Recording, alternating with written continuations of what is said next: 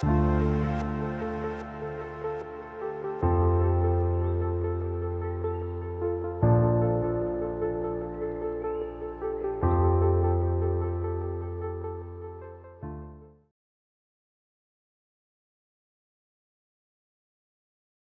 existen iglesias perfectas, pero sí iglesias saludables. Juntos lucharemos para que la IBB San Rafael sea una iglesia saludable, generosa y piadosa. Todos hemos tenido momentos donde decimos cosas que no hemos pensado. Algunos cuando se molestan tienden a discutir a ver quién ganará la discusión y comienzan a decir cosas. También están los que por un tema de personalidad se mandan a decir lo primero que se les viene a la mente, lo que diríamos un poquito impulsivos. No faltan los que se comprometen con todo porque no pueden decir que no, a todos dicen que sí, y luego no saben cómo resolver estas partes. Ahora, muchos no hablamos solo con palabras, sino que en esta época también nos hablamos con mensajes de texto. Yo creo que la función más útil para evitar problemas que se ha desarrollado es la de borrar en WhatsApp, ¿verdad? ¿Te has visto cuántos stickers existen? ¿Qué dice? ¿Cuál es la borradera? Y no poder borrarle su conciencia y cosas así.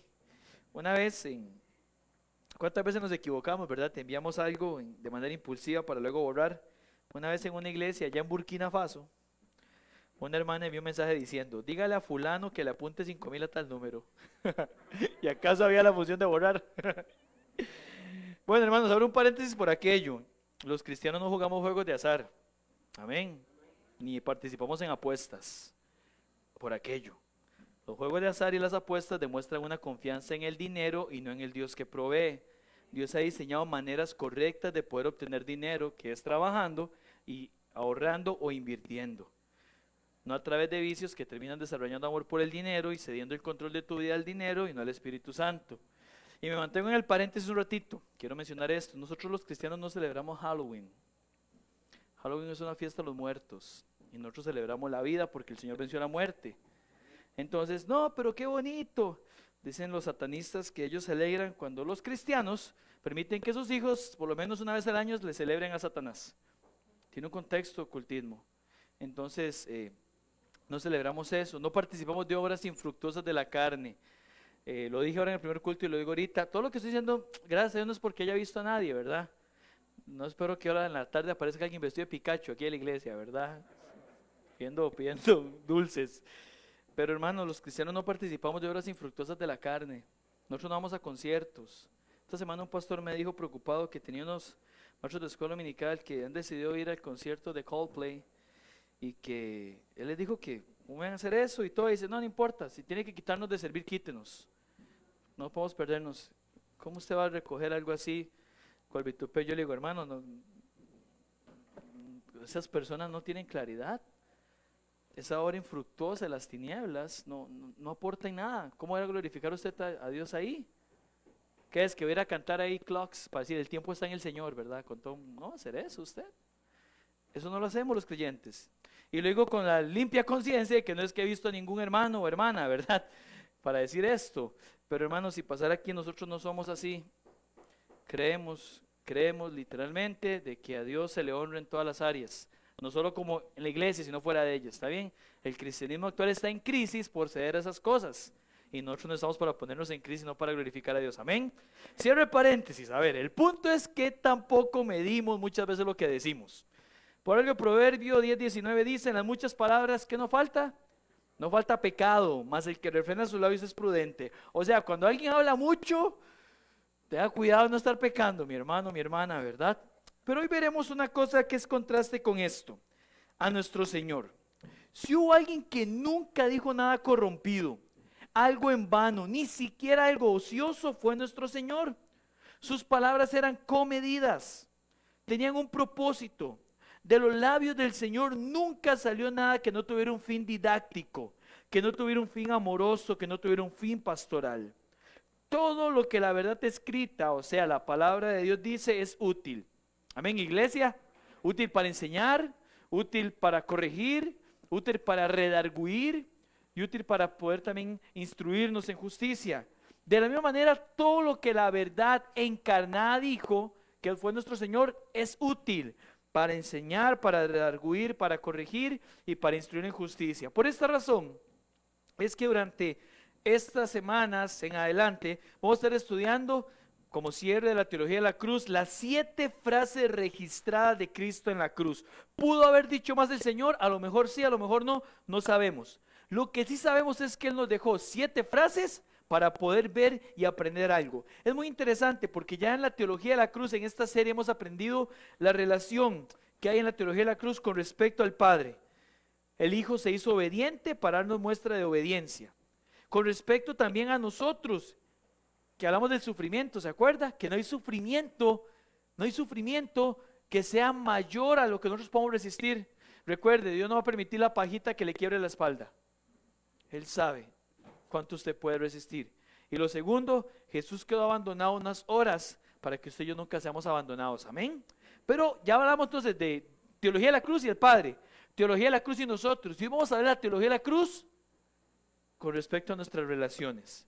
De antemano digo esto, hoy veremos algo que es fuerte, hermanos, pero dejemos que el Señor trabaje y vamos a orar pidiéndole eso. ¿Está bien? Acompáñenme a orar. Dios, gracias por estar aquí con nosotros, Padre Santo, en medio de tu iglesia. Gracias, Dios, por cada hermano también que por algún motivo, algunos de salud, Señor, u otro índole, están conectados a la transmisión. Bendice sus vidas, Dios. Guárdales. E igual nosotros, Señor, que hoy podamos aprender una verdad, que aunque nos confronte, podamos decir gracias, Cristo, porque sabemos que lo que usted nos pide y lo que usted manda a nosotros es para nuestro bien. Por Jesús. Amén. Y amén. Vamos a buscar Lucas 23. Leemos 2 versículos y luego tomamos asiento. ¿Está bien? Lucas 23, leeremos los versículos 32 y 33. Lucas 23, 32 y 33, lo leemos juntos, por favor. Son solo 2 versículos, dice la palabra del Señor así. Lucas 23, 32 y 33. 1, 2 y 3. Llevaban también con él, otra vez, 1, 2 y 3. Llevaban también con él a otros 2 que eran malhechores para ser muertos. Y cuando llegaron al lugar llamado de la calavera, le crucificaron allí y a los malhechores, uno a la derecha y otro a la izquierda. Gracias, pueden tomar su lugar en este momento. Mis hermanos, ya tenemos suficiente contexto de las últimas enseñanzas sobre este tema. Voy a usar varias referencias a cosas que ya hemos venido mencionando. El Señor llega a este punto con algo que se llama una conmoción hipovolémica. Su cuerpo está colapsado ya. Ya se ha desmayado camino a la cruz. Él es crucificado y está experimentando un dolor. ¿Cómo dijimos que se llamaba el dolor? Excruciante. Un dolor que no existía un nombre para determinarlo antes. De hecho, ponga algún día en un diccionario excruciante, español no lo encuentra, y ponga la palabra en inglés, y a la traducción al español es agonizante. Era un dolor muy fuerte. Y entonces el Señor está crucificado y la Biblia enseña en Marcos capítulo 15, versículos del 21 al 41. Fue lo que vimos en la serie Actores de Reparto, la última enseñanza, hace algunas cuantas semanas, está en YouTube. Por cierto, el canal de YouTube está activo. Ocupamos más de 100 suscriptores, ya como por 120, gloria al Señor. Todavía no nos permite poner una URL personalizada, pero ahí vamos, ¿está bien? Y entonces usted puede buscar esa serie porque vimos que había 5 grupos. Estaba el Señor crucificado y estaba la gente que pasaba. Estaban los principales sacerdotes, estaban los que estaban crucificados con él, también estaban los soldados romanos y los que estaban allí. Son 5 grupos que se describen. Ahora, ¿qué tenían en común estos 5 grupos? Que todos disfrutaban el dolor de aquel hombre de Nazaret. Ni uno solo tenía razón para hacerlo. Ninguno tenía razón para burlarse de Jesús. Ninguno. Para el escarnio, para el vituperio, para la burla, para dañarle. Era un hombre en una condición deplorable. Inclusive uno al ver a alguien sufriendo se compadece un poco. Si usted va caminando y ve a alguien que lo están golpeando y puede ser un ladrón, que usted no, paren. Hey, un momento, uno separa a la gente.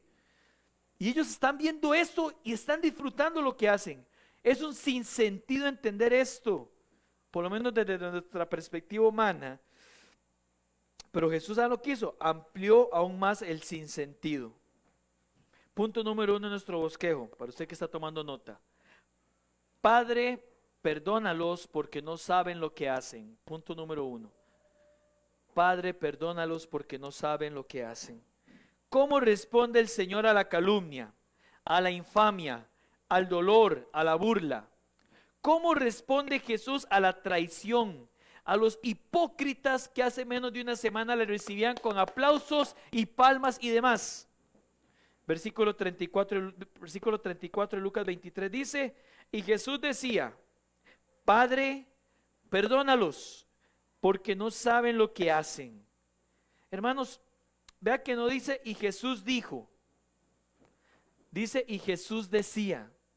Tanto en el original como en el español está colocado de una forma que entendemos que era algo que él continuamente decía. Es un imperfecto, algo que está en proceso de desarrollo. O sea, no fue que Jesús una vez dijo: Padre, perdónalos, sino que él durante esas 6 horas, de 9 de la mañana a 3 de la tarde, decía: Padre, perdónalos porque no saben lo que hacen.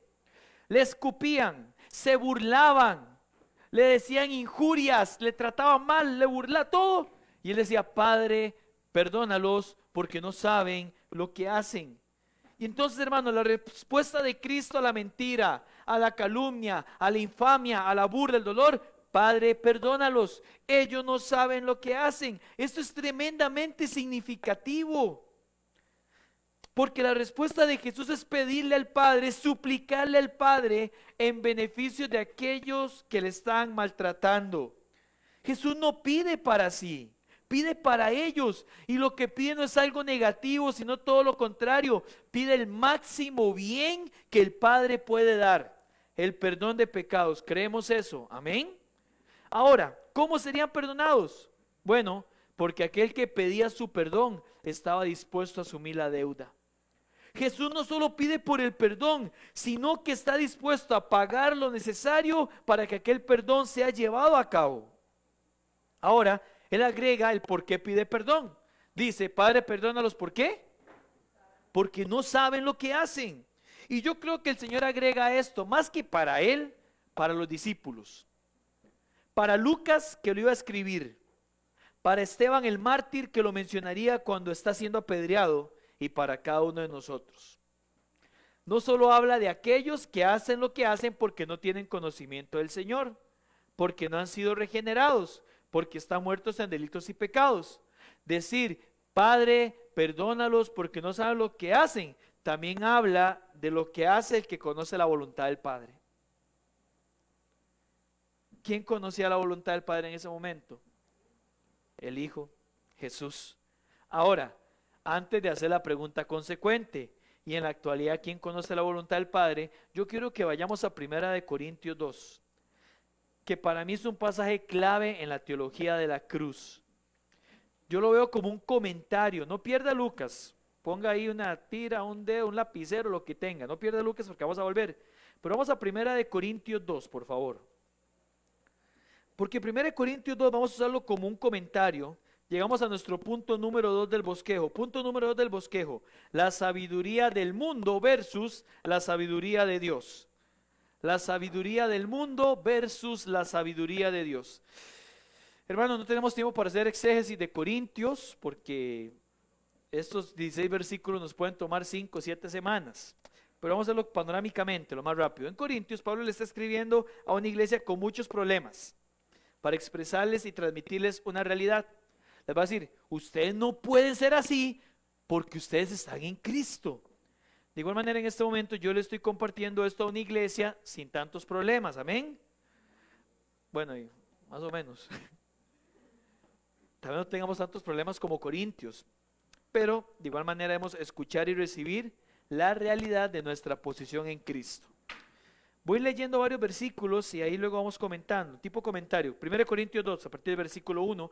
Así que, hermanos, cuando fui a vosotros para anunciaros el testimonio de Dios, no fui con excelencia de palabras o de sabiduría. 2, pues me propuse no saber entre vosotros cosa alguna, sino a Jesucristo y a este crucificado. Hermanos, la teología de la cruz no solo me habla de lo que Jesús pasó, sino de cómo aquello que el Señor pasó moldeó el camino por el cual cada ser humano en general debe pasar, y cada creyente en particular. Ahí dice: yo solo les voy a hablar de Cristo crucificado. Eso es lo que ocupamos saber para poder saber cómo caminar. Voy leyendo para destacar otras cosas más. Versículos 6 al 8. Sin embargo, dice Pablo, préstele mucha atención. Hablamos sabiduría entre los que han alcanzado madurez. Y sabiduría no de este siglo, ni de los príncipes de este siglo que perecen. Mas hablamos sabiduría de Dios en misterio, la sabiduría oculta, la cual Dios predestinó antes de los siglos para nuestra gloria, la que ninguno de los príncipes de este siglo conoció, porque si lo hubieran conocido, nunca habrían crucificado al Señor de gloria. Hermanos, Pablo pone el contraste entre lo que ha hecho la sabiduría humana y la sabiduría divina. Le dice, iglesia, esto lo entienden los que son, que dice el versículo 6, hablamos sabiduría entre los que han alcanzado madurez. Iglesia, esto lo entienden los que son maduros, dice Pablo. ¿Qué hacen los inmaduros? Después dice el versículo 8, crucificaron al Rey de Gloria. Si hubieran sabido, no hubieran actuado así. Entonces me dice, el que no conoce a Jesús, y vaya conmigo para que entienda esto, el que no conoce a Jesús es el que injuria, el que calumnia, el que blasfema, el que es hipócrita, el que pega 4 gritos, el que dice de todo sin pensarlo, el que no conoce a Jesús. No podemos pretender que actúe de manera diferente a lo que es su naturaleza pecaminosa. Quiero ponerle un ejemplo muy sencillo. ¿Por qué es que nosotros ninguno tiene de animal doméstico un león? ¿Por qué nadie tiene en el patio de la casa una jirafa? ¿Por qué es que don Charlie no le regalaron a doña Yoli ahora en diciembre de mascota un pingüino? O tal vez de marinela, qué sé yo. ¿Sabe por qué? Porque es antinaturaleza. De igual forma, no se puede esperar que el no creyente actúe diferente a lo que su naturaleza pecaminosa que gobierna su vida le induce a hacer. Pero hermanos, noticia, usted y yo, si no todos, la gran mayoría, ya somos creyentes. Amén. Entonces nos tiene que poner a pensar un poco, porque esto es lo que está haciendo Pablo. Pablo hace un contraste y le dice, ustedes son maduros, porque la sabiduría de Dios se entiende en la madurez que Dios da. Vea, el versículo 11 dice, porque ¿quién de los hombres sabe las cosas del hombre, sino el espíritu del hombre que está en él? Así tampoco nadie conoció las cosas de Dios, sino el espíritu de Dios. Hermano, la palabra que traduce el versículo 11 como conoció, en referencia a que nadie conoció a Dios, es la misma que el versículo 8 traduce como conocido, cuando dice, porque si lo hubieran conocido. Están conjugadas exactamente igual, egno, quien es. ¿Por qué esto es relevante, pastor? Porque Pablo dice en el versículo 8, ellos no han conocido a Dios, por eso le crucificaron. El no conocer a Dios me lleva a actuar conforme a mis deseos. ¿Alguno ha conocido a Dios? Nadie. Por ello no saben lo que hacen. Padre, perdónalos porque no saben lo que hacen. Pero sí hay uno que conoce a Dios, según este versículo, y es su espíritu. Y en el versículo 12 se nos libera todo. Y nosotros no hemos recibido el espíritu del mundo, sino el espíritu que proviene de Dios, para que sepamos lo que Dios nos ha concedido. O sea, para que conozcamos a Dios. Hermano amado, hermana amada, Pablo dice, la Biblia dice, ustedes pueden conocer a Dios. Es más, conocen a Dios, creyentes. Y la muestra de su conocimiento de Dios es cómo responden a dicho conocimiento. Lo de ustedes no es algo que nadie pueda conocer. Solo aquellos que el Espíritu Santo que ha morado en ellos y les ha dado la capacidad por gracia de conocer. Por esto el versículo 13 dice, lo cual también hablamos no con palabras enseñadas por sabiduría humana, sino con las que enseña el Espíritu, acomodando lo espiritual, ¿qué dice aquí la Biblia? A lo espiritual, o sea, por ello ustedes dan una respuesta espiritual a cuestiones espirituales. Usan enseñanzas espirituales, interpretando espiritualmente lo espiritual. Pastor, ¿qué cosas son espirituales? Según Efesios 6, nuestra lucha, que no es contra carne ni sangre, sino contra todas las cosas. Los problemas tienen una naturaleza no natural ni física, sino espiritual. De manera que yo, que conozco lo espiritual, debo aprender a interpretar y a responder espiritualmente. Eso es lo que está diciendo. Versículo 14 vuelve a ofrecer el contraste. El hombre natural no percibe las cosas que son del Espíritu de Dios. Creyente, no pretenda que alguien que no ha nacido de nuevo entienda estas cosas, porque para él que son locura y no las puede entender, porque se han de discernir espiritualmente. En cambio, el espiritual juzga todas las cosas.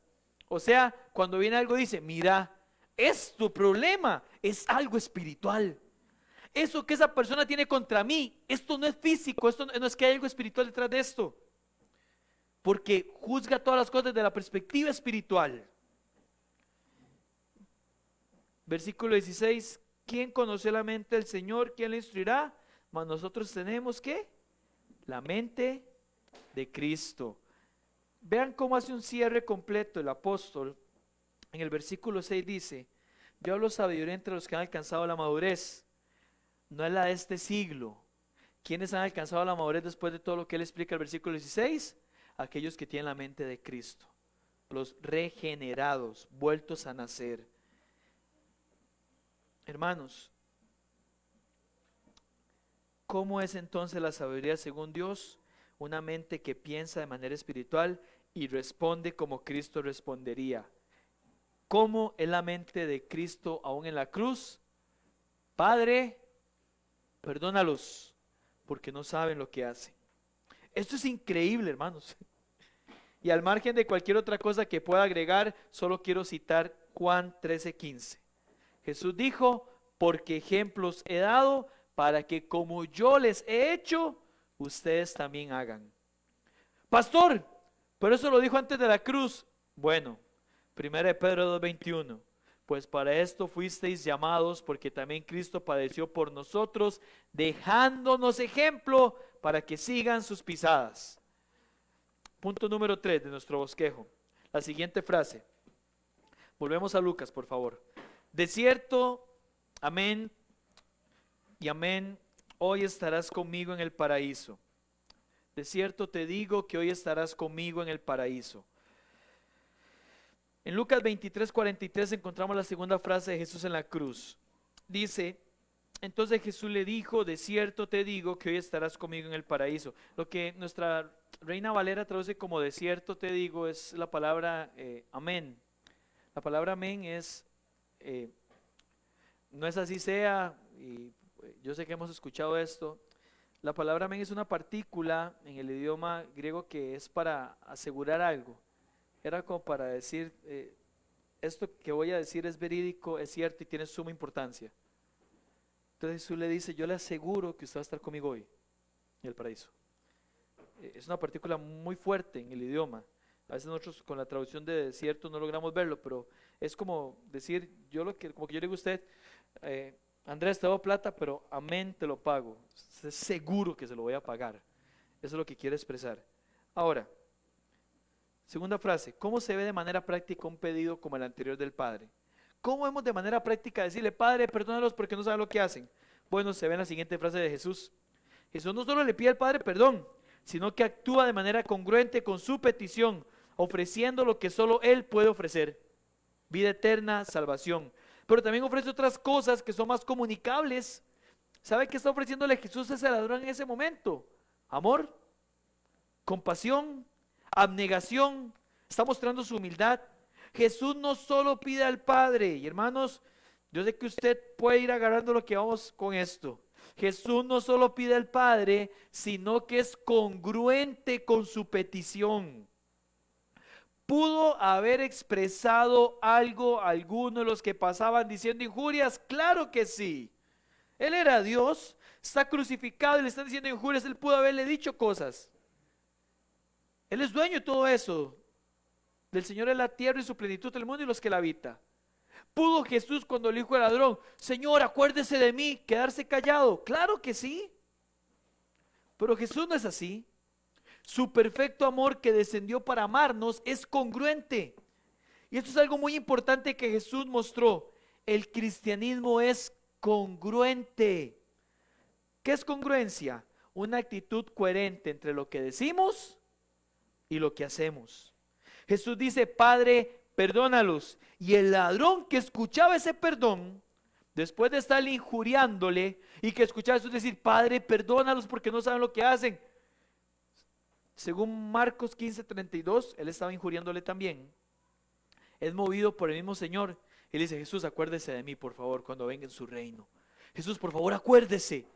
Y Jesús actuó como Dios hombre, y ahí exhibió la naturaleza tanto divina como la humana en empatía, en compasión, y la divina en su omnisciencia. Él sabía que estas palabras de este hombre eran de un corazón genuino y sincero. ¿Y sabe qué le dijo el Señor? Ah, no, usted ya me ofendió mucho y quiere que ahora lo perdone. Jamás. ¿Qué?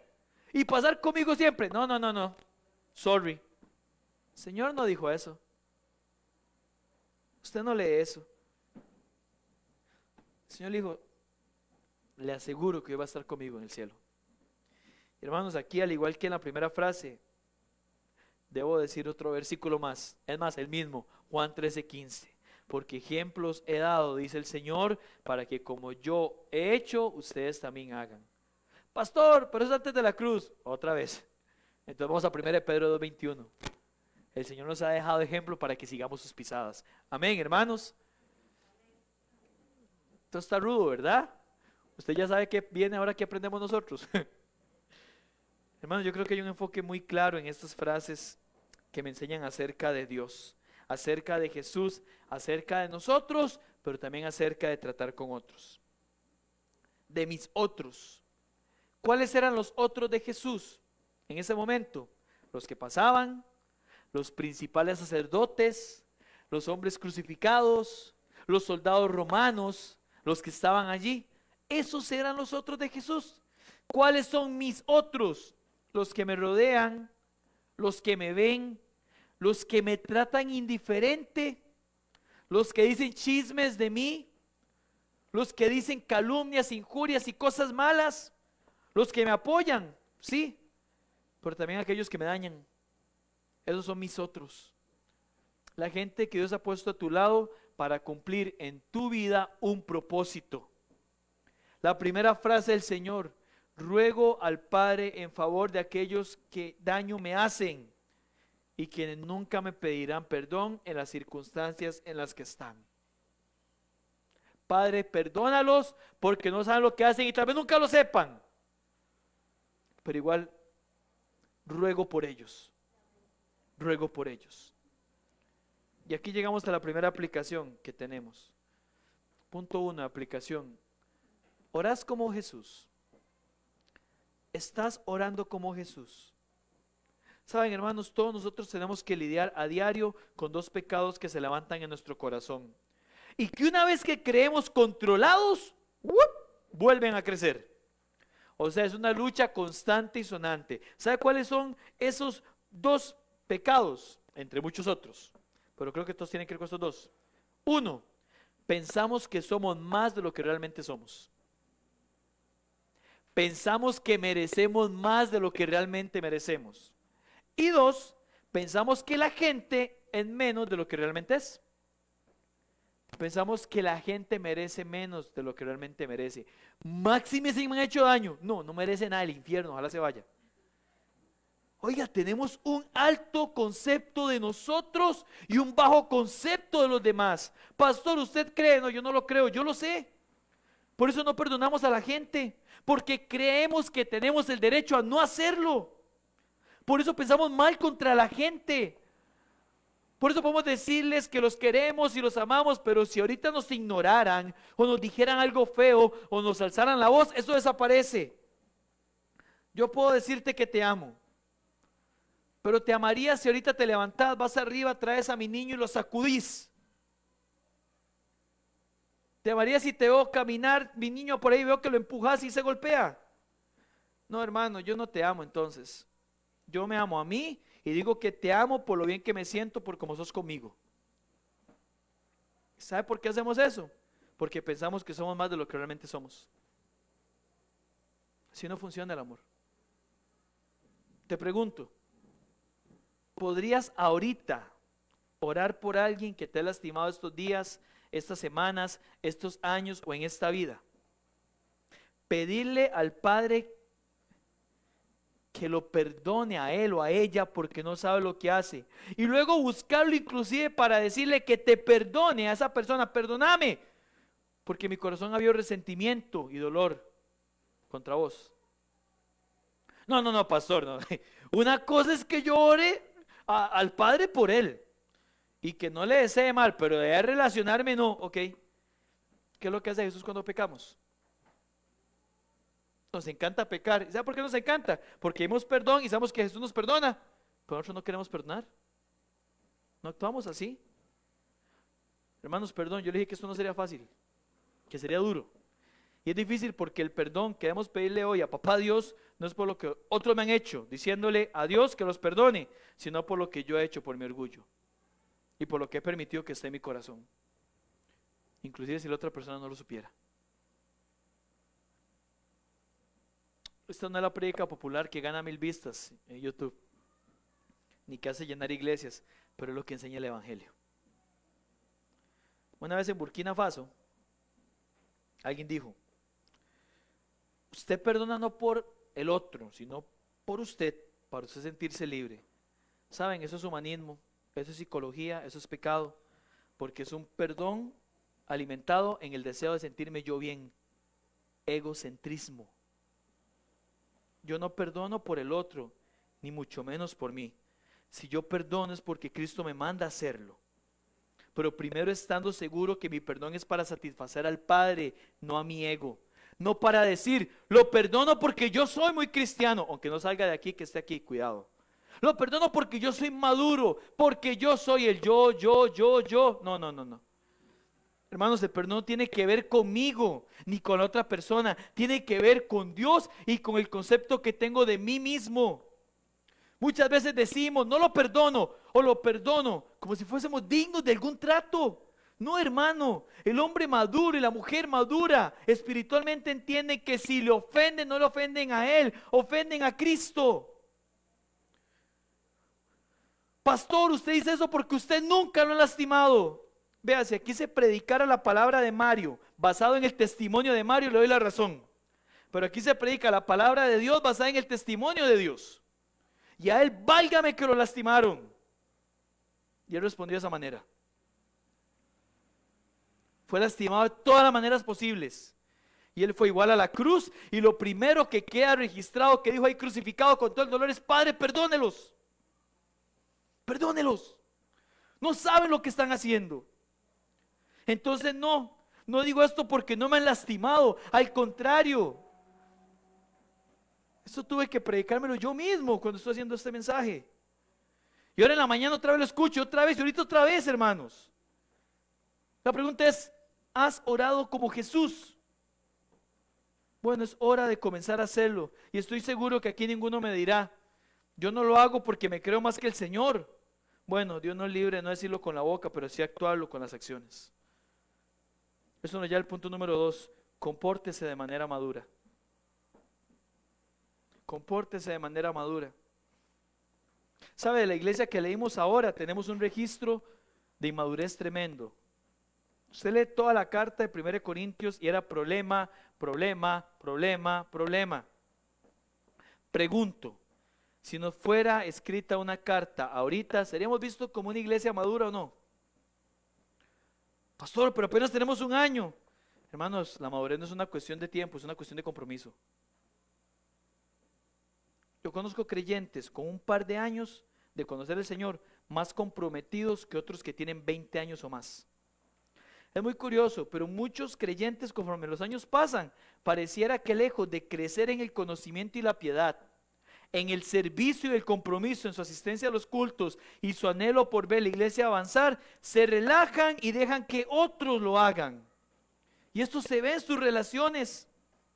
La forma en que respondes en tus relaciones, tanto con incrédulos como creyentes, es una muestra directa de tu madurez o inmadurez espiritual. Mi hermano, usted que ahorita está molesto, resentido con una persona no creyente, yo le quiero decir algo. No es posible que usted se ponga al nivel de una persona que no conoce al Señor. A mí me han dicho, cuando uno era jovencillo, ¿cómo va a pelear con él? Es un niño. Algunos de nosotros nos ponemos al nivel de gente que ni siquiera ha nacido de nuevo. Ahora usted me dice, no, pero es que él o ella es creyente, peor aún.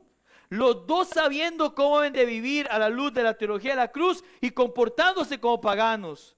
No, no, no, hermanos. Así hace Saúl. No, no, no. Eso no es posible, hermanos. Usted ocupa madurar. Que con ese comportamiento esa persona ni nadie que rodea su relación se acercará al Señor, y eso ya es doble pecado, porque no solamente albergo resentimiento, sino que soy tropiezo. Ahora, un creyente que tiene problemas para perdonar, para amar a otros, para servir activamente, para ofrendar, para orar, para hacer devocionales, es un creyente inmaduro aunque tenga años y años en el evangelio. Y mi hermano amado, mi hermana amada, si usted no madura, las luchas contra el pecado y contra su propio yo y contra personas que le ofenden se mantendrán. Es tiempo de dar un paso al frente y tomar decisiones, decirle, Señor, ayúdeme a madurar. No importa si usted tiene un mes o 30 años en el cristianismo, si usted debe madurar, pídaselo al Señor. Señor, ocupo madurar.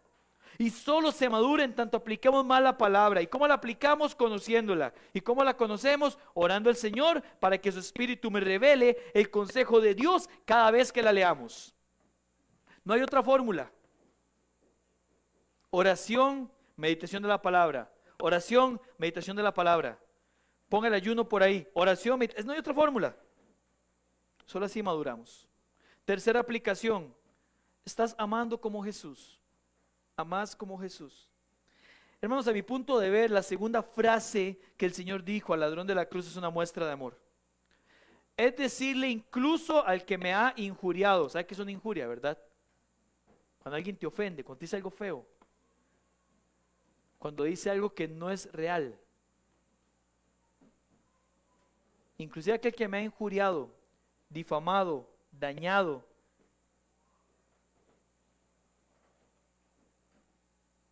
Yo ando a intentar una relación con él o con ella.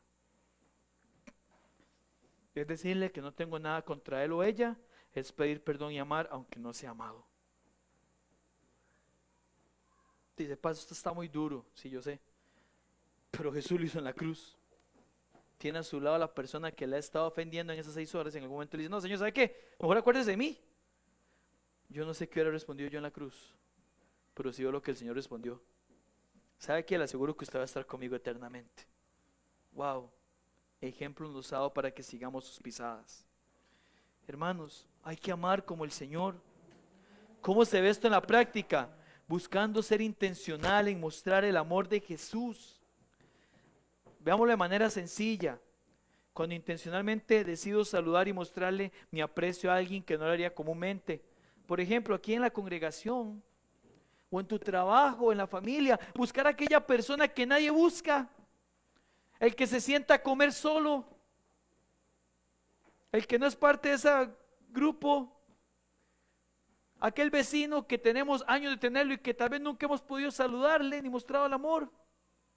Aquí en la congregación hay gente que nos es muy fácil relacionarnos.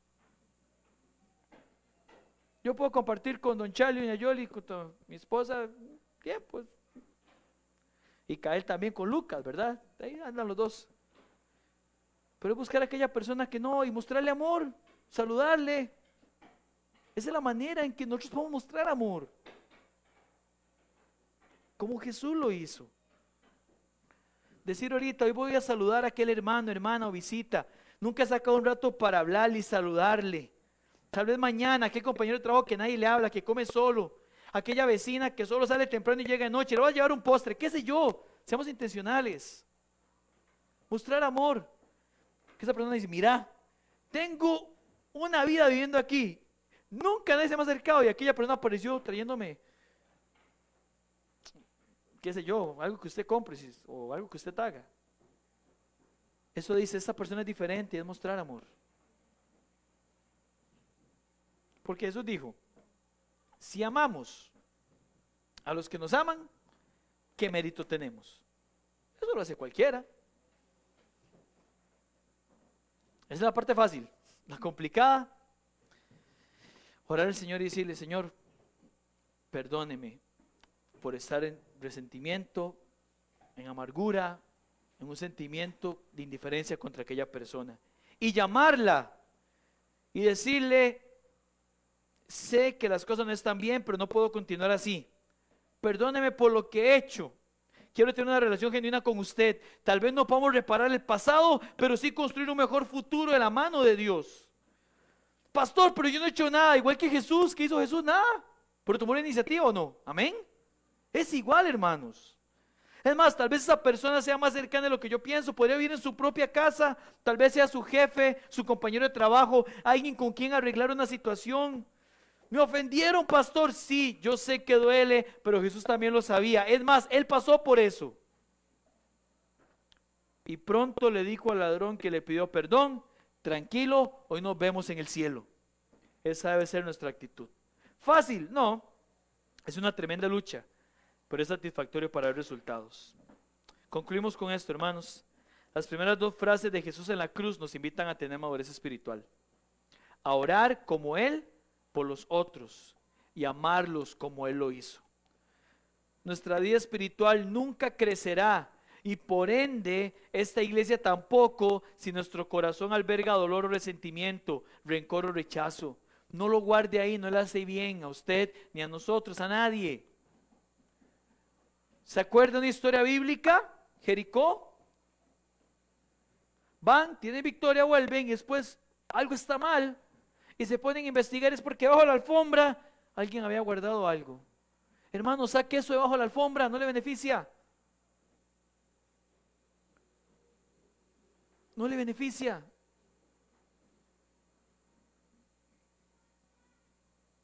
A nosotros tampoco. Tal vez usted nunca había pensado en esto, ni lo había meditado, pero ahora la luz de la Biblia sí lo sabe. Actuemos como el Señor lo haría. Vamos a orar, ¿está bien? ¿Y qué tal si usted muestra su voluntad a hacer esto poniéndose de pie? Pidiéndole, Señor, hazme madurar. Tal vez usted ahorita en este momento tenga que orar por esa persona. Usted dice, wow, qué duro. Claro que va a ser duro. Pero hágalo. Es lo que el Señor nos ha mandado a hacer. Y hay resultados satisfactorios. Vamos a orar, ¿está bien? Señor, usted conoce nuestros corazones y sabe la lucha en la que nos encontramos. Señor, nos sentimos tan dignos de tantas cosas. Como cantamos ahora, Dios, y dice su palabra en Gálatas, no podemos gloriarnos en nada que no sea en la cruz, en usted, Jesús. Yo oro, Dios, porque a lo mejor mis hermanos y hermanas pueden tener en su corazón una persona que a lo mejor genuinamente les ha lastimado. Humanamente no se ve posibilidad de pedirle a usted por esa persona, Señor. Menos para tener una relación, Señor. Pero Dios, es lo que usted nos ha mostrado. Y yo oro, Dios, porque solo su Espíritu Santo nos puede dar eso. Ese anhelo de reconstruir relaciones rotas. Para gloria de su nombre, Dios. Es tan sanador hacer esto, Dios. Padre, perdónanos porque a veces pensamos que merecemos más de lo que realmente merecemos. Según su palabra, nuestro único mérito se llama el infierno. Pero gracias por habernos rescatado de ahí, papá. Y oramos, Dios, para que usted nos ayude como iglesia al ver esas frases suyas en la cruz y decir, voy a actuar consecuentemente con esto. Alabado sea tu nombre. Te agradecemos y en tu nombre oramos por Jesús. Amén y amén.